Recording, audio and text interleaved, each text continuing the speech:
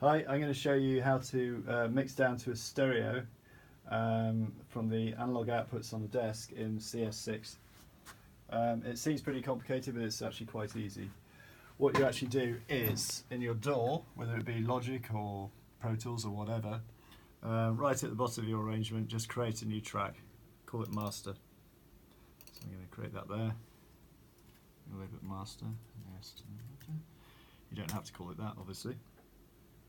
Then on that track, I'm going to set the outputs to no output.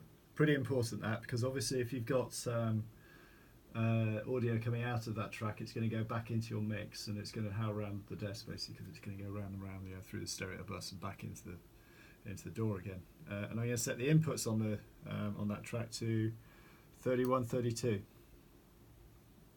So just to recap, I've got a master track there.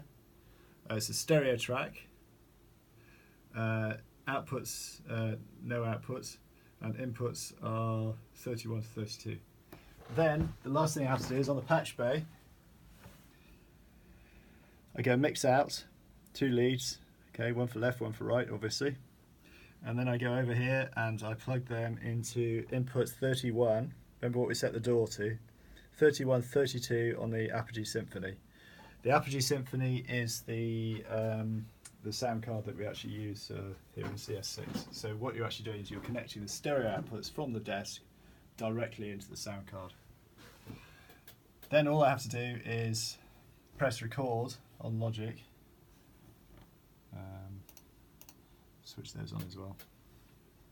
Press record, and away it goes, and you'll see that's the actual track going down there. And that's it, that's my master track. The only other thing I should do, obviously you should do this anyway in any studio, is when you finish recording, take them out of record enable, take the inputs off 31, 32, and then switch the outputs to switch the output back to something you can hear, maybe the sort of just the stereo outs, and then just listen through to that track, listen through to your master, and make sure it's okay. And when we say listen through, just make sure we listen to every last second of that master recording, and just check for clicks and pops and digital artifacts and things like that. And that's it, then you're done.